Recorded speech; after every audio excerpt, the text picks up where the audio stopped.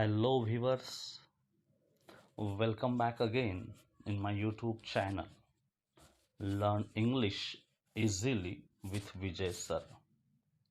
And in today's video lecture, we are going to learn about figure of speech. जैसे कि हम सभी जानते हैं, फिगर ऑफ स्पीच को हम हिंदी में अलंकार इस नाम से जानते हैं।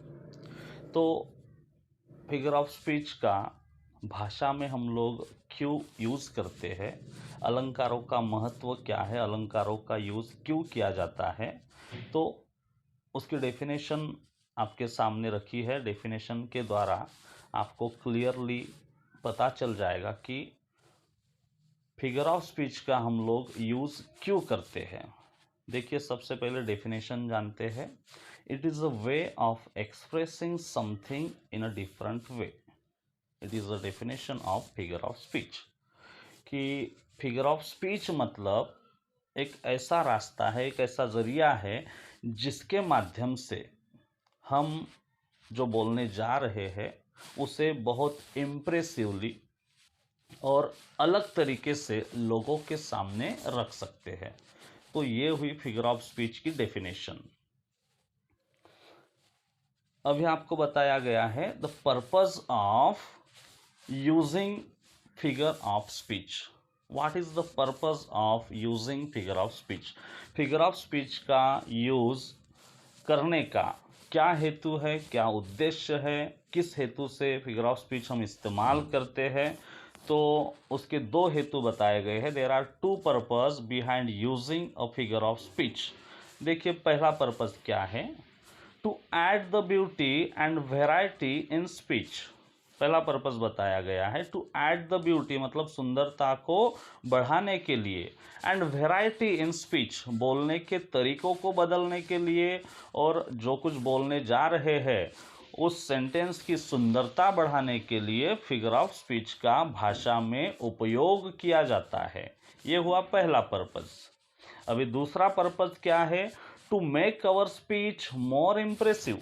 देखिए, भाषा की सुंदरता बढ़ाने के लिए, उसमें वैरायटी लाने के लिए, ये हुआ पहला पर्पस। और दूसरा पर्पस है to make our speech more impressive. हम जो कुछ बोलने जा रहे हैं, जो कुछ सेंटेंस होगा, उन सेंटेंस को इम्प्रेसिव तरीके से लोगों के सामने रखने के लिए फिगर ऑफ स्पीच का भाषा में उपयोग करते हैं। तो पर्पस से हमें क्लियरली पता चल गया है कि फिगर ऑफ स्पीच, इनका उपयोग बोलते समय क्यों किया जाता है। तो आज के इस वीडियो लेक्चर में हम लोग जानकारी प्राप्त करने वाले हैं सिमिली इस अलंकार के बारे में। Simile is one of the most useful and important figure of speech, जिसे हम लोग हिंदी में उपमा अलंकार इस नाम से जानते हैं। तो उपमा अलंकार क्या है, उसका इस्तेमाल कैसे किया जाता है, उसे कैसे हम पहचान सकते हैं, इसके बारे में सबसे पहले डेफिनेशन के माध्यम से शुरुआत करते हैं। देखिए, डेफिनेशन क्या है? A definition of simile is a direct comparison between two different objects is called a simile. देखिए, अ डायरेक्ट कंपैरिजन मतलब सरल तरीके से डायरेक्टली कंपैरिजन किया जाता है। किसके बीच कंपैरिजन होता है? बिटवीन टू डिफरेंट ऑब्जेक्ट्स, दो अलग अलग ऑब्जेक्ट्स के बीच जो कंपैरिजन किया जाता है वाक्यों में, उस कंपैरिजन को ही सिमिली कहते हैं। देखिए, सिमिली और डिग्री दोनों में डिफरेंस है। डिग्री में भी कंपैरिजन होता है, लेकिन वहाँ पे क्या होता है, दो जो ऑब्जेक्ट होते हैं वो डिफरेंट ऑब्जेक्ट नहीं होते हैं, सेम ऑब्जेक्ट होते हैं। और सिमिली में आपको डेफिनेशन में दिखाई दे रहा है, यहाँ दोनों जो ऑब्जेक्ट होते हैं वो डिफरेंट होते हैं। यही डिफरेंस है सिमिली में और डिग्री में। तो टू डिफरेंट ऑब्जेक्ट के बीच जो डायरेक्ट कंपैरिजन होता है उसे सिमिली कहा जाता है, उसे उपमा अलंकार कहा जाता है। देखिए, how to identify the sentences of simile, उपमा अलंकार के वाक्यों को कैसे पहचाने। तो यहाँ पर कुछ वर्ड दिए हैं, जैसे कि लाइक है, सो है, एज है। अगर सेंटेंस में लाइक के वर्ड आता है, सो आता है या फिर एज आता है, तो यहाँ से हमें एक साइन मिलता है कि जो सेंटेंस दिया है वह सिमिली इस अलंकार का है, उपमा अलंकार का है। चलिए सेंटेंस के माध्यम से पढ़ते हैं। पहला सेंटेंस यहाँ पर है, Tanaji fought like a lion. देखिए यहाँ पर टू डिफरेंट ऑब्जेक्ट, पहला ऑब्जेक्ट है तानाजी जिनका कंपैरिजन किया जा रहा है, और दूसरा ऑब्जेक्ट है लायन मतलब कि शेर। यहाँ पर तानाजी इस सेंटेंस में उपमेय है और लायन जो है उपमान है। उपमेय का कंपैरिजन उपमान के साथ किया जाता है और ऐसे कहा जाता है कि वो दोनों एक ही है।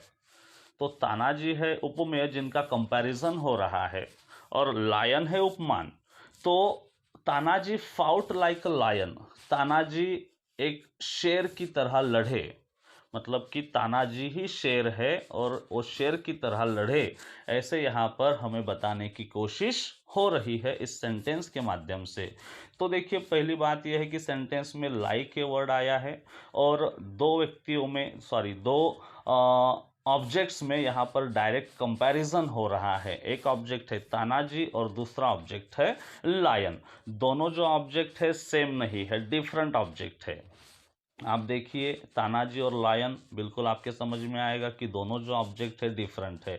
तो डिफरेंट ऑब्जेक्ट को यहाँ पर क्या बताने की कोशिश हो रही है कि तानाजी जो है वो शेर ही है और वह शेर की तरह लड़ाई में लड़े। तो इससे हमें पता चल रहा है कि ये जो एग्जाम्पल है वह सिमिली का मतलब कि उपमा अलंकार का है। नेक्स्ट सेंटेंस है, her face is like a red rose. देखिए अभी दो ऑब्जेक्ट, पहला ऑब्जेक्ट है हर फेस मतलब किसी महिला का चेहरा, और रेड रोज मतलब कि लाल गुलाब, दोनों के बीच कंपैरिजन है। हर फेस है यहाँ पर उपमेय और रेड रोज जिसके साथ कंपैरिजन हो रहा है, और लाल गुलाब जो है वो है उपमान। तो गुलाब की क्वालिटी है वो रेड ही होता है, लेकिन किसी महिला के चेहरे का कंपैरिजन हो रहा है उस गुलाब के साथ जिसका कलर लाल है, और कहा गया है उसका जो चेहरा है, हर फेस, या उनका चेहरा या उसका चेहरा वो किस तरह है, कैसा है, तो रेड रोज की तरह है।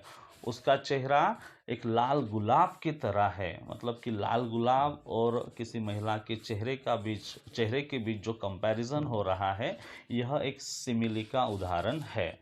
और दूसरी चीज़ ये है कि सेंटेंस में लाइक भी आया है, यहाँ से हमें क्लियरली पता चल जाएगा कि ये जो एग्जाम्पल है सिमिली अलंकार को दर्शा रहा है।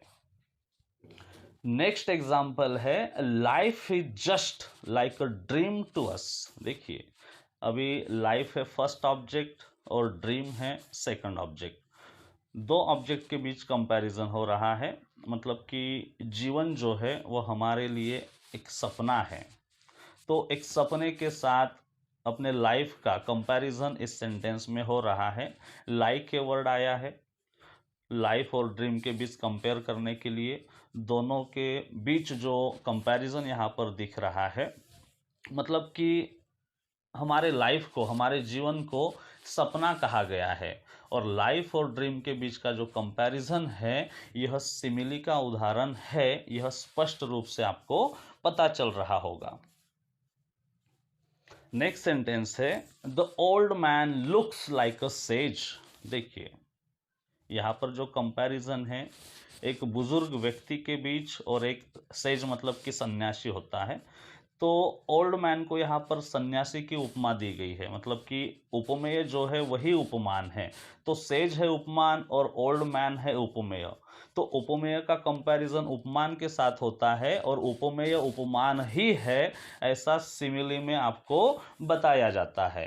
तो पहला ऑब्जेक्ट है old man, the old man looks, और जो बुजुर्ग व्यक्ति है वह दिखाई देता है, किसके जैसा दिखाई देता है, लाइक अ सेज, मतलब कि वह बुजुर्ग व्यक्ति किसी साधु की तरह, सन्यासी की तरह दिखाई देता है।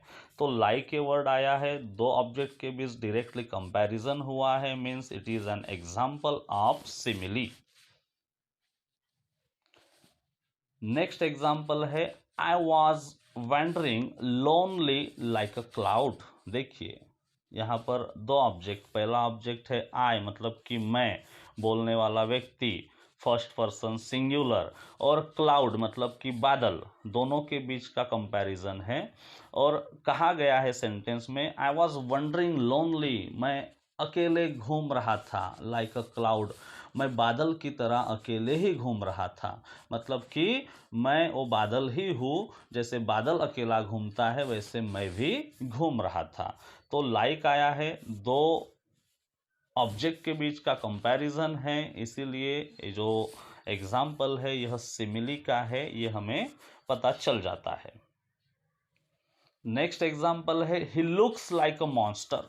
देखिए ही मतलब कि वह, ही लुक्स वह दिखता है, लाइक अ मॉन्स्टर वह राक्षस की तरह दिखता है, मतलब कि राक्षस के बीच और किसी व्यक्ति के बीच, थर्ड पर्सन सिंगुलर के बीच यहाँ पर कंपैरिजन है और किसी व्यक्ति को राक्षस कहा गया। He looks like a monster, वह राक्षस की तरह दिखता है, मतलब कि वह राक्षस है, ऐसा यहाँ पर बताने की कोशिश डायरेक्टली की गई है। नेक्स्ट एग्जाम्पल है Tagore's poems are like the message of God. देखिए रविंद्रनाथ टैगोर जी की कविताओं का कंपैरिजन किया गया है मैसेज ऑफ गॉड, तो उन्हें गॉड का मैसेज कहा गया है, गॉड का संदेशा कहा गया है, मतलब कि टैगोर जी की जो कविताएं हैं यह भगवान के संदेशे की तरह है। तो ये दो ऑब्जेक्ट के बीच डायरेक्टली कंपैरिजन इस सेंटेंस में हुआ है, टैगोर जी की कविताएं और भगवान का मैसेज, दोनों चीज को एक ही यहाँ पर बताने की कोशिश हुई है, मतलब कि यह सिमिली का उदाहरण है। My mother is like goddess for us. देखिए अपनी माता को यहाँ पर देवी की उपमा दी गई है। My mother is like goddess for us, मेरी जो माता जी है वह मेरे लिए देवी की तरह है, मतलब कि मेरी माता जी कौन है, तो देवी ही है। तो माता जी के बीच और देवी माता के बीच, दोनों के बीच का डायरेक्टली कंपैरिजन यहाँ पर आया है, मतलब यह जो उदाहरण है यह सिमिली का है। नेक्स्ट एग्जाम्पल है Aishwarya is as beautiful as moon. अभी देखिए अभी तक हमने जो सेंटेंस देखे वहाँ पर लाइक इस वर्ड का प्रयोग हो रहा था, अभी कंपैरिजन है एज के बीच वाला, मतलब कि एज इस वर्ड का इस्तेमाल हुआ है और ऑब्जेक्ट जो है वो डिफरेंट है। एक है ऐश्वर्या मतलब कि किसी औरत का नाम है, और दूसरा ऑब्जेक्ट है मून, दूसरी औरत नहीं है, मून है और ऐश्वर्या है। तो ऐश्वर्या का कंपैरिजन मून के साथ हुआ है, Aishwarya is as beautiful as moon, और कंपैरिजन किस बारे में हो रहा है, तो सुंदरता के बारे में हो रहा है। ऐश्वर्या मून के जैसी सुंदर है, ऐसे इस सेंटेंस के माध्यम से बताने की कोशिश की जा रही है, मतलब कि ऐश्वर्या जो है उनकी जो सुंदरता है वह किसी चांद की सुंदरता की तरह है। तो टू ऑब्जेक्ट है, टू डिफरेंट ऑब्जेक्ट है, और टू डिफरेंट ऑब्जेक्ट के बीच जब कंपैरिजन होता है तो वह सिमिली का उदाहरण होता है। नेक्स्ट सेंटेंस है the camel is like the ship of the desert. देखिए कैमल मतलब कि ऊंट, और ऊंट को डेजर्ट का क्या कहा गया है, उसे शिप कहा गया है। तो एक कैमल है और दूसरी है शिप, और दोनों के बीच का डायरेक्टली कंपैरिजन यहाँ पर शो किया गया है। फिर से आपको पता चल रहा होगा कि ये जो एग्जाम्पल है यह सिमिली का एग्जाम्पल है। कैमल और शिप दोनों जो ऑब्जेक्ट है यह डिफरेंट ऑब्जेक्ट है। नेक्स्ट सेंटेंस है Shivaji was as brave as lion. देखिए शिवाजी को लायन की उपमा दी गई है, शिवाजी उपमेय है, लायन है उपमान, और ऐसे सिमिली के वाक्यों में उपमेय ही उपमान है ऐसे जताने की कोशिश की जाती है। तो यहाँ पर शिवाजी को लायन की तरह ब्रेव बताने की कोशिश हुई है, और कंपैरिजन हुआ है ब्रेव, शूरता के लिए, और एज इस वर्ड का इस्तेमाल भी हुआ है। टू डिफरेंट ऑब्जेक्ट है और एज का इस्तेमाल हुआ है, तो हमें क्लियरली पता चल रहा है कि ये जो उदाहरण है यह सिमिली का है, उपमा अलंकार का है। नेक्स्ट सेंटेंस है his thoughts are as deep as ocean. देखिए, किसी व्यक्ति के विचारों का कंपैरिजन किसके साथ हो रहा है, तो ओशन के साथ, मतलब कि समंदर के साथ हो रहा है, और उनके विचारों की गहराई को यहाँ पर नापा जा रहा है। जैसे ओशन बहुत गहरा होता है, वैसे किसी व्यक्ति के विचारों की गहराई को ओशन की गहराई की तरह यहाँ पर माना गया है। हिज थॉट्स, उस व्यक्ति के विचार या उसके विचार, आर एज डीप एज, इतने गहरे हैं, तो कैसे है, ओशन के जैसे है, मतलब कि किसी समंदर की गहराई के जैसे उस व्यक्ति के विचार है। तो उस व्यक्ति के विचार और ओशन दोनों के बीच का कंपैरिजन, गहराई, इस शब्द के माध्यम से हमारे सामने रखा गया है। मतलब कि टू डिफरेंट ऑब्जेक्ट्स, दो अलग अलग ऑब्जेक्ट्स को कंपेयर किया गया है। एक है उपमान, एक है उपमेय। तो उपमेय ही उपमान है ऐसे बताने की कोशिश सेंटेंस में हुई है।